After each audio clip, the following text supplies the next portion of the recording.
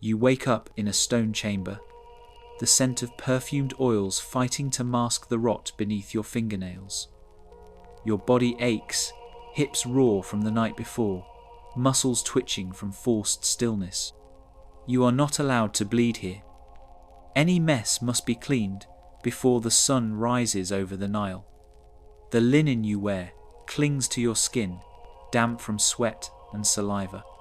Somewhere beyond the thick sandstone walls, priests chant prayers to gods you once believed would protect you. But in here, in the gilded prison of the palace harem, gods are silent. Your name has been replaced with a title, a function. You are not loved. You are not free. You are a male concubine of Pharaoh Merneptah, the son of Ramses the Great, and your purpose is to be beautiful and compliant. But what they do not yet know is that you remember who you were, and that memory will be both your torment and your weapon. The horrors you are about to endure are not fantasy. They are buried truths of empire, hidden behind golden masks and hieroglyphic lies. And now, at last, they will be unearthed. Before we journey into these forgotten tales of survival and suffering, if you enjoy uncovering the hidden truths of history, please consider liking this video and hitting that subscribe button for more content like this. And please comment below to let me know where you're listening from. I find it incredible that we're exploring these ancient stories together from different parts of the world, connected across time and space by our shared curiosity about the past. He was taken at age 10. His name was Hekenu, which once meant he who speaks sweetly. He was the second son of a minor official in Pur Bastet, a bustling delta town that worshipped the lion-headed goddess Bastet. His father managed grain transport and had angered the wrong overseer with a miscount.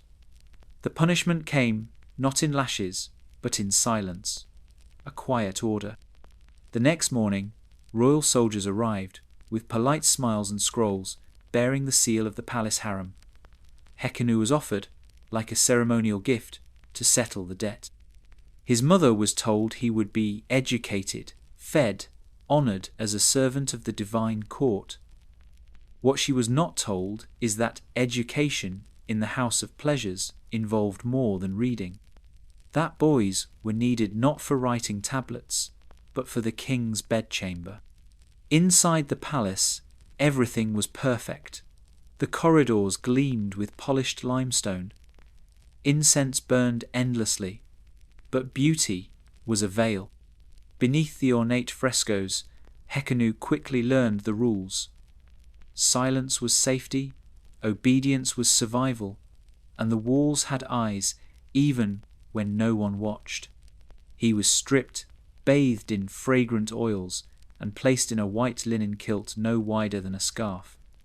An eunuch with a face like carved wood evaluated his posture, the curve of his back, his voice. Another smeared dark kohl along his eyes, flattening the childish roundness of his features.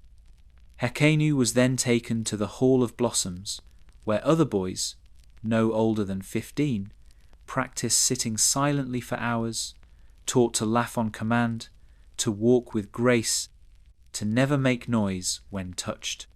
Hekenu tried to remember his father's voice, his mother's song, but the palace had its own lullabies, whispered commands, the creak of ivory doors, the moans of boys pretending not to cry. To understand how a boy becomes a concubine, we must first understand how an empire makes cruelty look like divinity. Inside the House of Pleasures, boys were not beaten. Pain would leave marks, and marks marred perfection. Instead, obedience was shaped through ritual. The first month, Hekenu was made to sleep on marble floors to cleanse him of his past. Cold seeped into his joints, while voices murmured prayers overhead. He was forbidden to speak unless spoken to. Meals were precise, portioned to sculpt the body rather than satisfy hunger. If he gained weight, the food was reduced. If he cried, he was isolated. The eunuchs ran everything. Castrated as boys themselves, they were both victims and enforcers.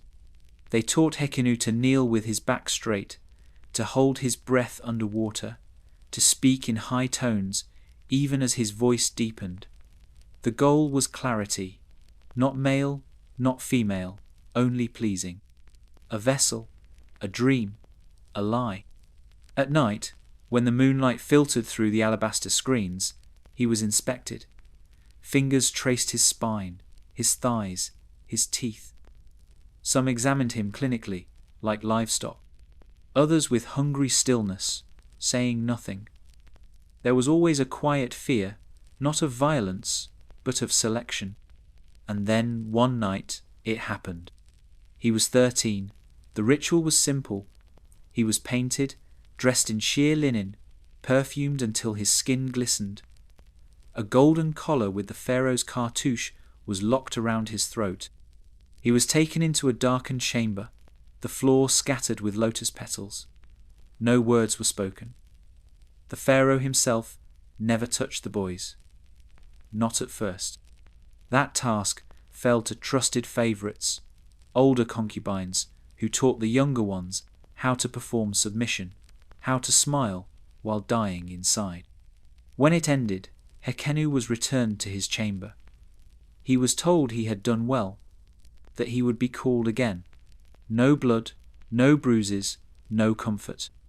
Only the lingering smell of incense and the vague echo of a god's voice disguised as a man's breath.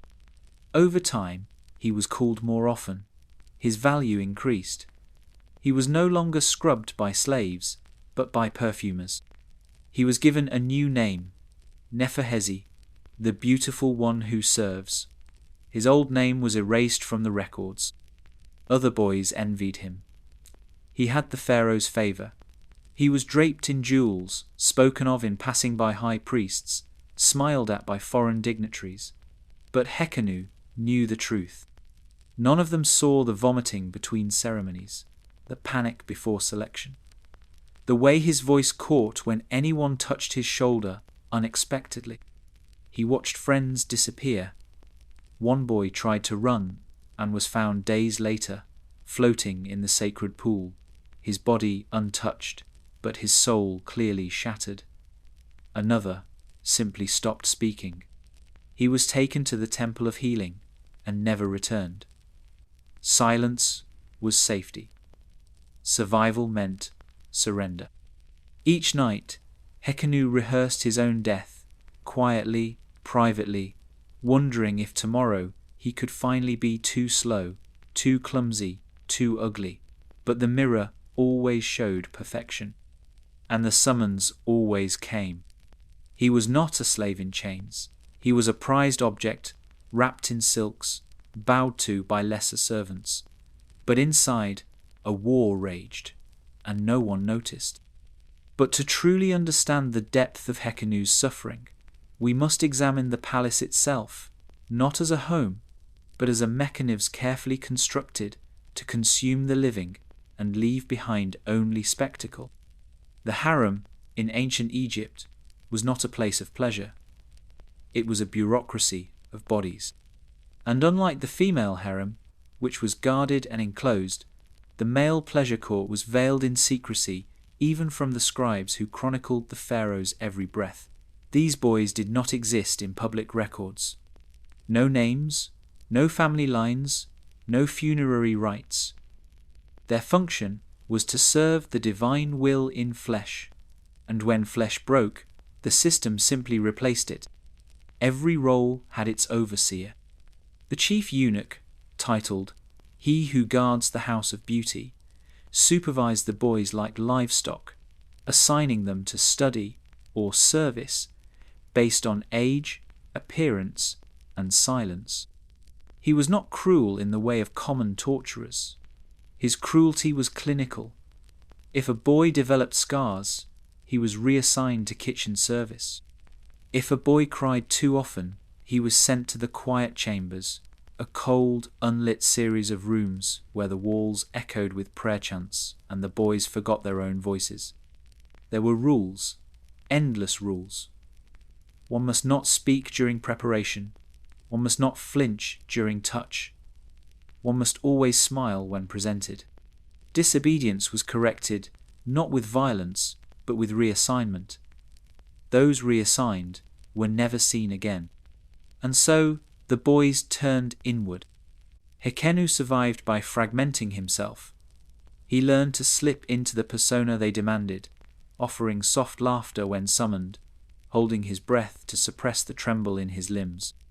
He developed habit counting the number of steps between his chamber and the bathing hall, biting the inside of his cheek when overwhelmed, repeating his true name, Hekenu, silently with every breath he took. This was how he remembered himself, by slicing memory into manageable pieces. One older boy, Samut, became his anchor. Samut had already been favoured and bore it with a chilling calm. He taught Hekenu how to disassociate during rituals, how to focus on small things, a tapestry, a ceiling crack. The scent of myrto survived the moments that could not be endured. They would sit side by side in silence, pressed shoulder to shoulder in the garden after service, their bodies close but untouched. It was not affection, it was solidarity. A pact without words. I see you. I know what you suffer. But even as Hekenu matured, his favour began to wane.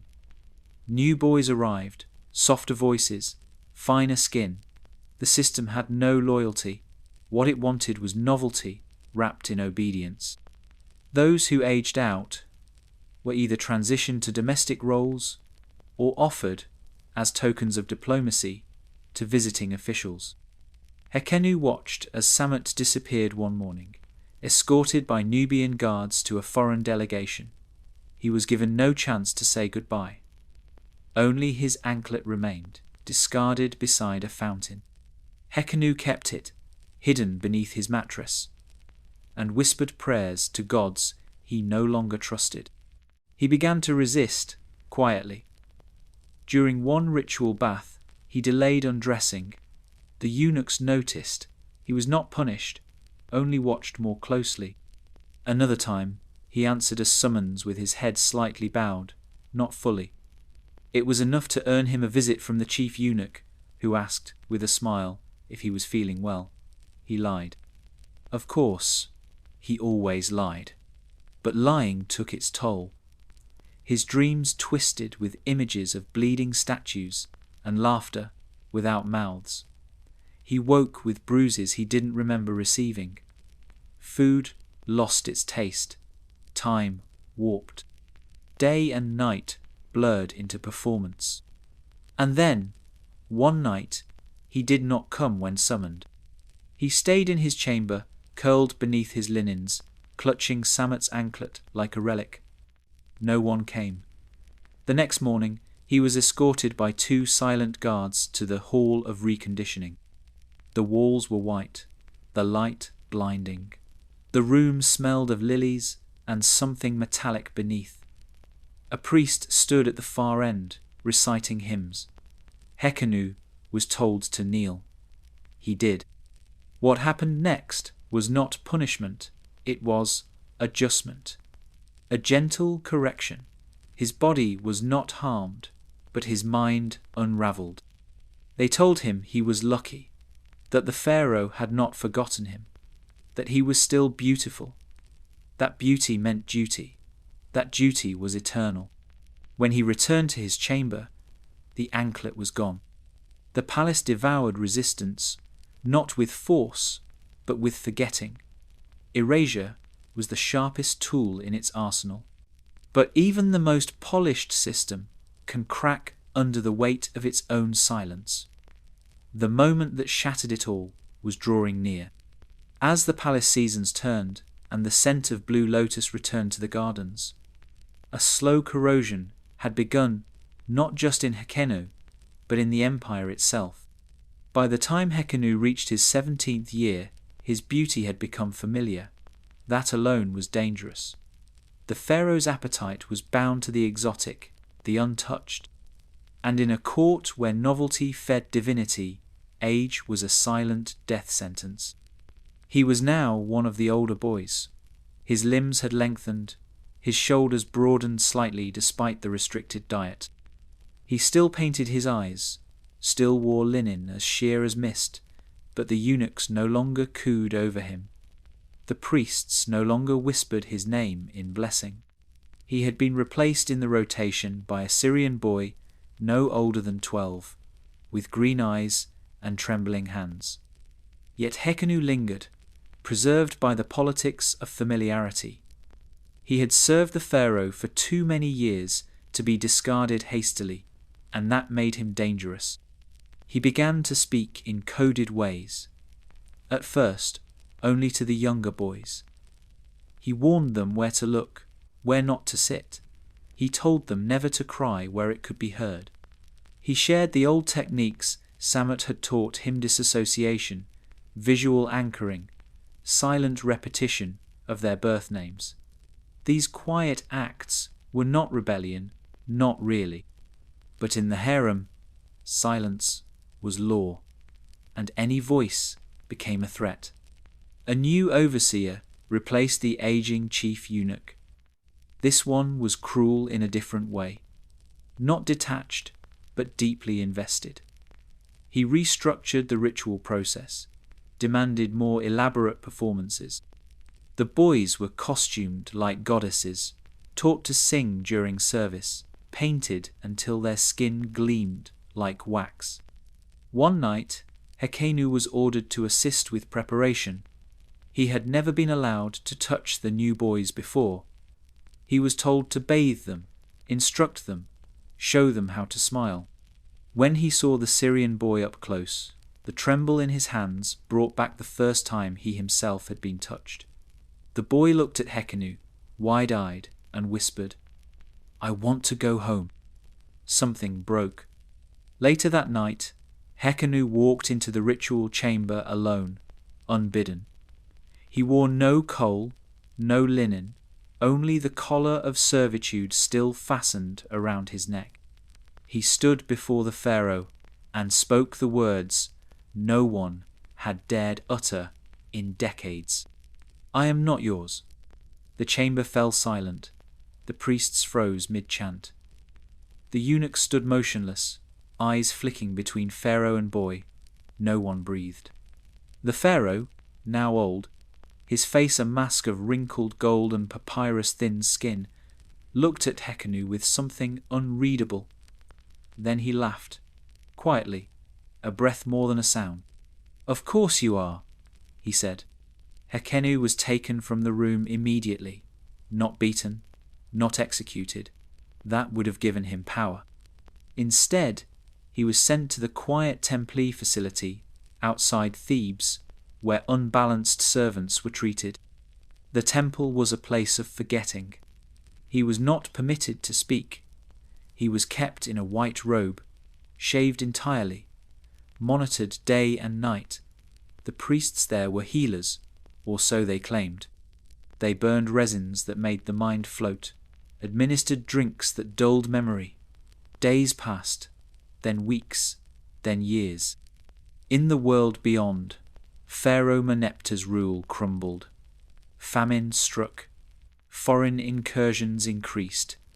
The empire had begun to rot from within. But within the temple, Hekenu endured. He had lost his name again, lost his face, but something survived. Deep inside, he repeated it, Hekenu, Hekenu, Hekenu. The younger boys of the temple clung to him. They whispered their fears to him when no one listened. Some had been broken entirely. Others clung to the sound of their birth names the way drowning men clutch driftwood. In the final year of his life, Hekenu stopped eating. No protest, no statement, just quiet refusal. His body withered, but the look in his eyes remained sharp. The priests documented his death as voluntary return to the gods. No burial, no tomb, no offerings. But among the servants, a rumor spread that one of the Pharaoh's chosen had defied him, had survived the palace, had taught the others how to remember.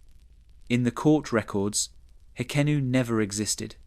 His name was burned from scrolls, scratched from walls. But in the eyes of the silent, in the minds of the forgotten, he remained. And what echoes from his silence would reach far beyond the walls that contained him. What followed after Hekenu's disappearance was not a revolution, but a quiet unravelling threads, loosening from an empire that no longer remembered how to feel shame. The House of Pleasures continued, of course. New boys arrived, old ones vanished. The names changed, but the rituals remained the same. The pharaoh aged further, his public appearances fewer, his appetite dulled, not by guilt, but by weariness. The empire's enemies grew bold. In the south, Kushite raiders burned outposts. In the east, grain shortages sparked riots. Priests argued over omens. Nobles whispered of curses. In time, the palace harem was restructured. The male court was downsized, its records sealed, then lost. The names of the eunuchs faded.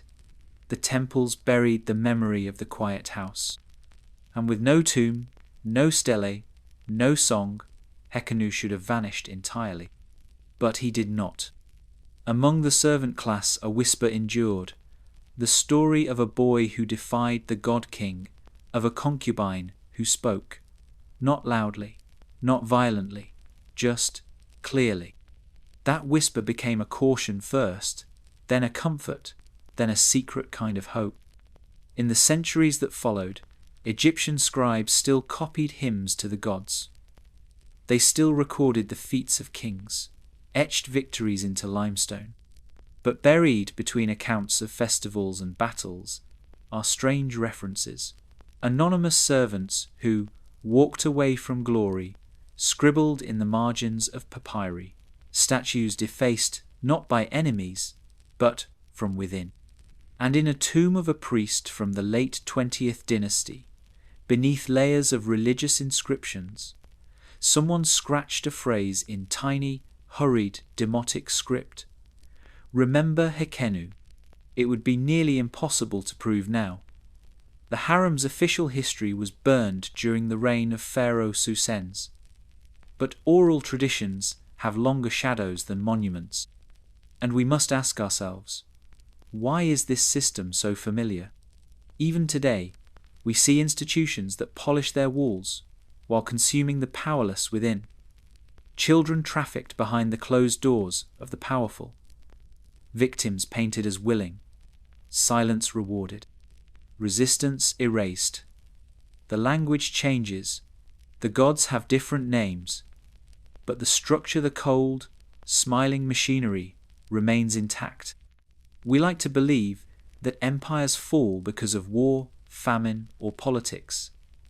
But sometimes they rot from the inside out, crushed under the weight of unspoken cruelties.